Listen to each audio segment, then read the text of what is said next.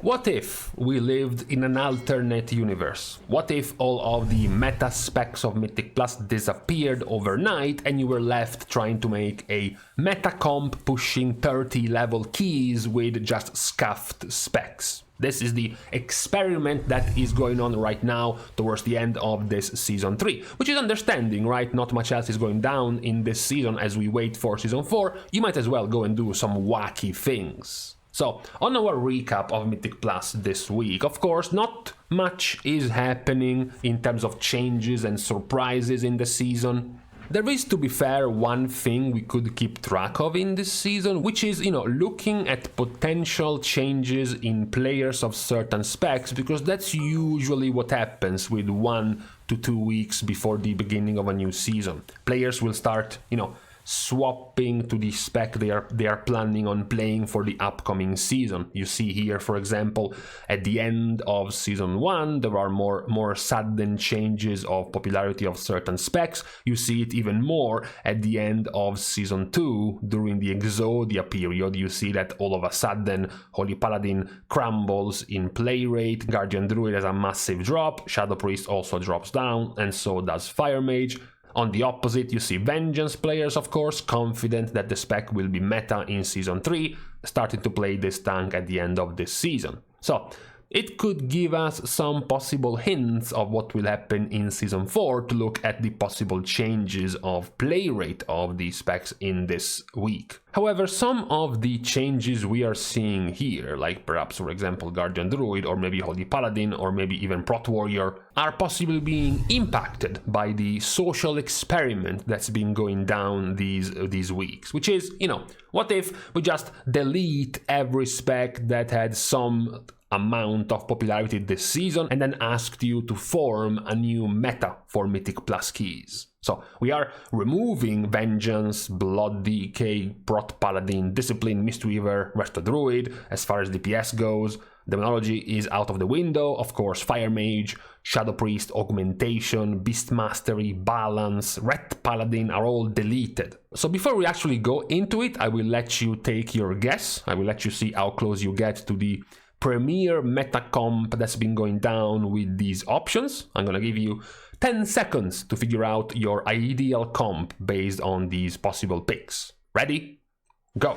10, 9, 8, 7, 6, 5, 4, 3, 2, 1, 0. Okay, now that you have made your choice, let's take a look at how are the leaderboards for the Break the Meta event that's been going down in this week until close to the end of the season. This is how it's been going down right now in the terms of comps. So if you opted for a Guardian Druid tank, you get full points. If you perhaps went for Protection Warrior, you get a consolation prize. And if you actually voted for Brewmaster, you only get laughs. Because why would you go for Brewmaster?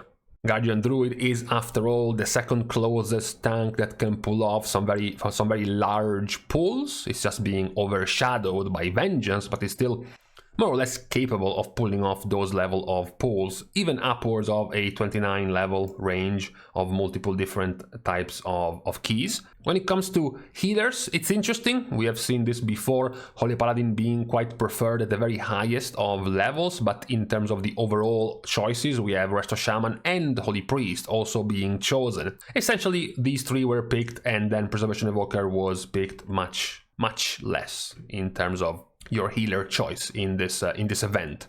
What perhaps might be more surprising was the choice of the DPS, where Windwalker Monk is the clear winner across both ranged and melee. It's being almost matched by both Arms and Destruction Warlock, but at a very high level right now, the ones being able to push in the 29 range and even the 28 range of keys, it's both Windwalker and Arms primarily as a combo. Destruction Warlock is less popular overall compared to these two combinations.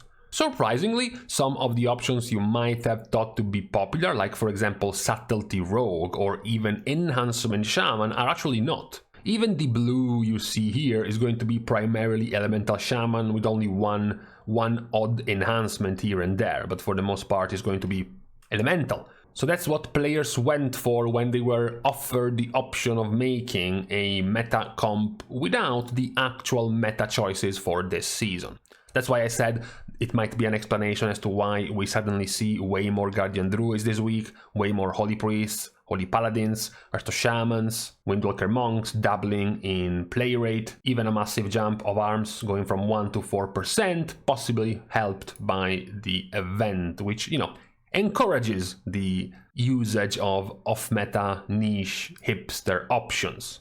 However, when we go back to reality, which is the reality of Season 3 and the meta we have seen for most of the, I guess, second part of the season, from here on onwards, where we had the switch from Ret and Shadow Priest starting to gain more and more ground, even Fire Mage gaining more ground at the loss of Havoc and Augmentation Evoker. That's what we have been looking for the end part of this season, trying to gauge what's going to happen in Season 4, gauging both the changes in tier sets, because of course we have some specs, for example, amongst the top performers, you have Fire Mage going back to Season 2's tier set, Balance going back to Season 1, Shadow Priest going back to Season 2, but Outlaw, Og, and Ret are all keeping their current tier set, so there might be some changes in priority of specs based on their options of tier set, but also because of the composition, right? You have to not only look at who is doing well overall, but also who can match well together with other specs based on what they bring to the group.